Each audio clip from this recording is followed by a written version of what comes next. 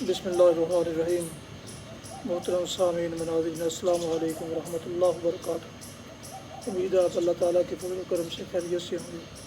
اللہ تعالیٰ آپ کو، آپ کے بچوں کو، آپ کے اہل خانہ کو ہمیشہ اپنے حفظ و امان میں رکھے۔ تو ناظرین محترم، کڑوے گلاب سلسلے کا ولاگ پیش کرتا ہوں۔ یاد رہے کہ اس ولاگ ایسی ولاگس کے مضامین جناب محمد سلیم بٹ کی تصنیف سے دیوانگی سے لیے جاتے ہیں اور روزانہ تقریباً روزانہ ہی پیش کی جاتے ہیں۔ تو شروع کرتے ہیں کڑوے گلاب سلسلے کا ولاگ۔ عنوان ہے ٹیکس پواڑا۔ کسی بھی شے کو جب بہت قریب سے دیکھا جائے تو اس کے حجم اور وجود کا وہ نقشہ سامنے نہیں آتا جو حقیقی ہوتا ہے۔ جیسے کہ کسی بڑے پہاڑ کے نیچے کھڑے ہونے سے اس کی عظمت کو پہچانا نہیں جا سکتا۔ محسوس صرف اس وقت ہی ہوتا ہے جب اوپر دیکھنے سے ٹوپی گر جاتی ہے۔ بالکل یہی سوچ پاکستانی عوام کی اچھی خاصی تعداد کی ہے، جو ملک کے اندر رہ کر محدود ہو چکی ہے۔ ان کو اس ملک کی عظمت اور قدر و منزلت کا احساس ہی نہیں۔ چاند بھی سہانا دور سے دیکھنے سے ہی لگتا ہے، ایسے ہی پاکستان کو دور سے دیکھنے سے اس کے حجم و وجود کا احساس ہوتا ہے کہ یہ کتنی بڑی چیز ہے۔ بجائے اس کے کہ 14 کروڑ، جو کہ اب 22 بلکہ 24 کروڑ ہو گئے، عوام ہاتھوں میں ہاتھ ڈال کر اس کی عظمت کو چار چاند لگائیں، وہ اپنی ذاتی اور اپنے خاندان کی مالی حیثیت میں تبدیلی لانے کے لیے دن رات حتیٰ کہ سوتے جاگتے سرگرداں ہیں، جس کی وجہ سے ان کی حالت تو بلا شبہ کھٹمل کی طرح ٹھیک ٹھاک ہے، لیکن پاکستان کی رگوں میں اندھیرا ہی اندھیرا کر دیا گیا ہے۔ دنیا کی کوئی بھی ڈیٹا پروسیسنگ ایجنسی ہو یا کوئی خبر رساں ادارہ ہو، ان سے یہی پتہ چلتا ہے کہ اس خطے میں بس ایک ہی مرد بیمار ہے، اور وہ ہے پاکستان۔ وہ پاکستان جس نے بھاری قرضے لیے، جو یا تو حکمرانوں کے اکاؤنٹوں میں سوئٹزرلینڈ پہنچ گئے، یا کچھ عوامی فلاح و بہبود کے نام پر عوامی نمائندے گھول کر پی گئے۔ جو باقی بچا وہ باہر سے لائے گئے مشیر لے گئے، اور بوجھ آن پڑا کمزور ناتواں لاگر عوام پر، جو پہلے ہی نان و نفقہ کی فکر میں کمر خمیدہ ہے۔ یوں حالت اتنی زبوں حال ہے کہ اگر نئے قرضے نہ ملے یا سود کی ادائیگی میں چھوٹ کے گلوکوز کی بوتلیں نہ لگیں تو ہماری حالت ناقابل دید ہو جائے گی۔ پھر خواص عوام اتنے سینہ زور ہو گئے ہیں کہ کوئی بھی حکومت، خواہ وہ سول ہو یا فوجی، جب کوئی قانون نکالتی ہے تو اس کے سامنے سینہ سپر ہو جاتے ہیں کہ یہ نہیں ہوگا، ایسے قانون نہیں چلنے دیں گے۔ نتیجہ کے طور پر پاکستان کے پاس نام کی نئی قمیض تو ہے، مگر ہے کالر کی صورت میں، جس پر نہ جیب ہے، نہ بازو، نہ آگا نہ پیچھا۔ کوئی بھی شخص قانون کی پاسداری کے حق میں نہیں۔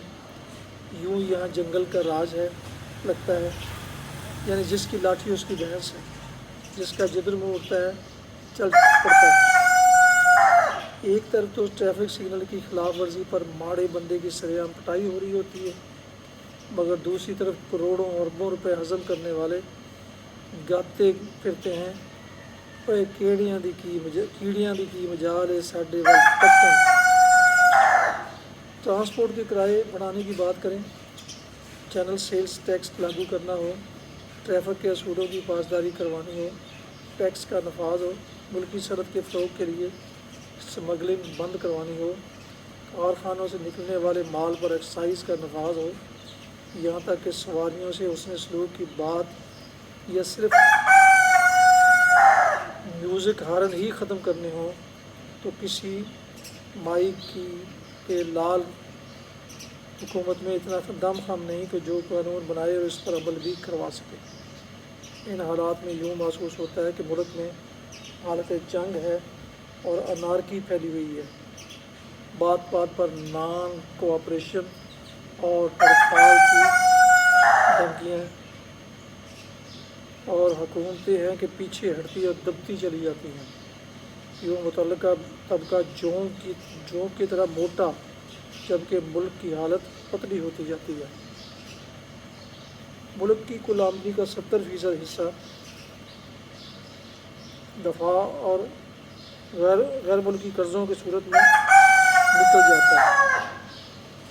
ناظرین معذرت کے ساتھ کہ جب میں یہ ولاگ شروع کرتا ہوں یہ مرغا پتہ نہیں میری آواز کے ساتھ آواز بنانے کی کوشش کرتا ہے تو اسی وقت اس کو یاد آتا ہے پہلے خاموش ہوتا ہے اور میں جب یہ ختم کروں گا تو پھر بھی خاموش ہو جاتا ہے، لیکن درمیان میں اپنے اذان دیتا رہتا ہے۔ لیکن کوئی بات نہیں، یہ اللہ کی شان ہے، یہ اللہ کی حمد بیان کرتا ہے۔ چلو شروع کرتا ہوں۔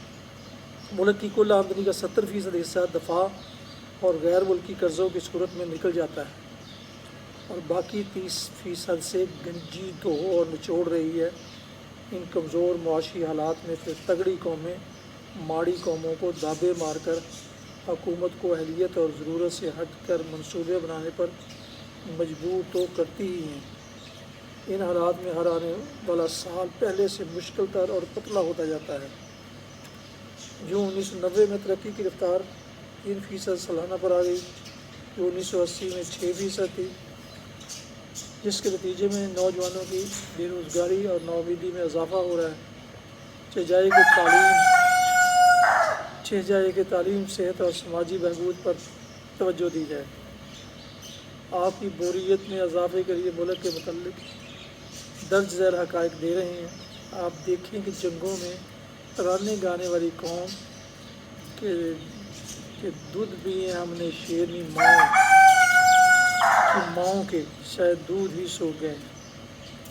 پاکستانی قوم سالانہ صرف 150 ارب روپے کا دودھ منگوا کر پیتی ہے، چائے 8 ارب روپے سالانہ، مٹھائیاں 3 ارب روپے، ٹافیاں چاکلیٹ 10 ملین روپے روزانہ، بچوں کے لیے دودھ 140 ملین روپے سالانہ، پان 15 ملین روپے سالانہ، عورتوں کا میک اپ 10 ملین روپے روزانہ، ہر 744 لوگوں کے لیے ایک ڈاکٹر، کل ہسپتال 830، ڈسپینسریاں 4250۔ ناظرین یہ ڈیٹا آج سے کو تقریباً 7-8 سال پہلے 8-10 سال پہلے کا ہے۔ بنیادی مرکز صحت 5097، ماں بچہ صحت سینٹر 866، دانتوں کا ایک ڈاکٹر برائے 44,903 افراد، ایک نرس برائے 5071 افراد، ہسپتال میں ایک بستر 614 افراد کے لیے، تعلیمی معیار 45%، جس میں دستک کرنے والے اور قرآن شریف جاننے والے بھی شامل ہیں۔ مردوں میں تعلیم کی شرح 65%، عورتوں میں تعلیم کی شرح 29%، ڈگری والے بیکار افراد 35 لاکھ، جن میں 12 لاکھ عورتیں بھی شامل ہیں۔ پاکستان میں ایم اے لیول کی ڈگری حاصل شدہ عورتیں صرف 1 لاکھ، یتیم بچوں کی تعداد 1 ملین، ہر سال کینسر سے مرنے والوں کی تعداد 60,000 اور اتنی تعداد میں دل کے مریضوں کا ہر سال اضافہ ہوتا ہے۔ HIV کے مریض 90,000، پاکستانی جیلوں میں بچوں کی تعداد 3,000، ہر سال پولیس کی طرف سے اکٹھی کی جانے والی رشوت 1.5 ارب، ہر سال پولیس کی حراست میں مرنے والوں کی تعداد 300، ہر سال پولیس مقابلوں میں ہلاک ہونے والوں کی تعداد 400، روزانہ عورتوں کی عصمت دری کی شرح 8 عدد، یہ اب بڑھ گئی ہے۔ یہ ہر ڈاٹا میں تقریباً بڑھا ہوا ہے۔ ہر 10 افراد میں ہیپاٹائٹس کا مریض ایک۔ درج بالا حقائق نہ تو حوصلہ افزا ہیں، نہ صحت افزا اور نہ قابل فخر، بلکہ شرم کے نعرے لگا رہے ہیں۔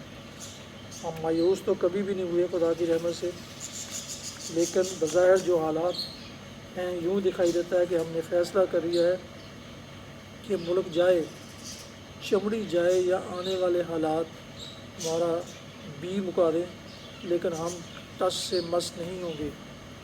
اب وقت آ گیا کہ عوام سب سے پہلے اپنے آپ سے ٹکر لینے کے لیے تیار ہو جائے، اور اس کے بعد ان طبقوں سے ٹکر لیں جو ملک کا خون چوس رہے ہیں۔ ہر ہوٹل والا ہر گاہک سے 10% ٹیکس تو لیتا ہے، لیکن وہ حکومت کے خزانے میں کیوں نہیں جاتا؟ رات کے اندھیرے میں کارخانوں سے نکلنے والے سامان پر ٹیکس ادا ہونا چاہیے۔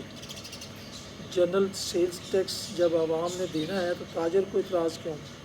اس ٹیکس چوری میں ٹیکس ہضم کرنے والوں سے زیادہ قصور ٹیکس اکٹھا کرنے والوں کا ہے، کیونکہ ایک عام تصور ہے کہ جو ٹیکس کے چکر میں پھنس گیا وہ نظر بھنور ہو گیا کہ پھر نہیں نکلے گا۔ ان اداروں کو یہ خوف دور کرنا ہوگا۔ اب وقت آ گیا اور ضرورت ہے کہ ٹیکس دینے کا حجاب توڑا جائے۔ ایک دیہڑی دار، چھابڑی فروش اور گھریلو ملازم تک چاہے 1 روپیہ مہینہ ہو ٹیکس دیں۔ یہ ٹیکس ٹیکہ زبردستی لگا کر عوام کو ٹیکس گزاری کا عادی بنایا جائے۔ اگر ہمیں بطور ملک زندہ رہنا ہے تو ملک کو خون بھی ہمیں ہی دینا ہوگا، ورنہ ہمارا حشر زیادہ خون بہہ جانے والے زخمی کاسا ہوگا، اور وہ وقت نہیں آنا چاہیے۔ سیاسی جماعتوں کو بھی ان قومی مسائل کو مخالف ہوا دینے سے گریز کرنا چاہیے، بلکہ وہ کہیں کہ ہر بات خراب ہے، ہم ٹھیک کریں گے، لیکن پہلے سب لوگ ٹیکس دیں۔ میں پھر زور دوں گا کہ حکومت ہر شہری کو ٹیکس کا کرنٹ لگا ہی دے، تاکہ یہ چاکہ اب ختم ہو جائے اور ملک مالی طور پر سنبھل سکے۔ سمندری سفر کے دوران مسافر ڈیک پر کھڑے نیلگوں پانی اور موسم کا نظارہ کر رہے تھے کہ ایک بچہ ماں کی گود سے سمندر میں جا گرا، اور بچے کی ماں مدد کے لیے فریادیں کرنے لگی، لیکن کوئی آگے بڑھنے کو تیار نہ ہوا۔ دفعتاً لوگوں نے دیکھا کہ ایک شخص سمندر میں کود گیا۔ اتنی دیر میں جہاز کے عملے نے دونوں کو پانی سے نکال لیا۔ جیسے ہی وہ شخص تختے پر آیا، مسافروں میں شامل ایک صحافی نے اس بہادری پر اس کا انٹرویو لینا چاہا کہ جناب بتائیں وہ کون سا جذبہ تھا جس نے آپ کو ایسی بہادری کے جواہر دکھانے پر مجبور کیا۔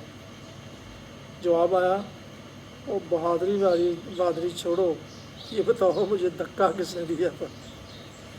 اے حکومت کے زعماء، ذرا دلیری کرو اور ہمیں دھکا دو، ٹیکس ہر شخص پر لاگو کرو، ہمارا چاکا اتارو، اپنی مرضی سے کوئی ٹیکس نہیں دے گا۔ ناظرین محترم، یہ تھا آج کا کڑوے گلاب سلسلے کا ولاگ، جسے جناب محمد سلیم بٹ کی تصنیف رقص دیوانگی سے لیا گیا تھا، اور اسے میں تقریباً روزانہ کے حساب سے اپنے یوٹیوب چینل بی اے رشیدی کے نام سے اس پر اپلوڈ کرتا ہوں۔ اور نئے دوستوں سے گزارش ہے کہ اگر انہوں نے ابھی تک میرے یوٹیوب چینل بی اے رشیدی کو سبسکرائب نہیں کیا اور وہ اسے پسند کرتے ہوں تو اسے سبسکرائب کر کے بیل آئیکن کو ضرور پریس کریں، تاکہ آئندہ ایسے معلوماتی اور دلچسپ ولاگز ان تک باقاعدہ اور بر وقت پہنچتے رہیں۔ اللہ تعالیٰ آپ کا حامی و ناصر ہو، اللہ تعالیٰ آپ کو ہمیشہ اپنے حفظ و امان میں رکھے، آمین۔ السلام علیکم ورحمۃ اللہ۔ پاکستان زندہ باد۔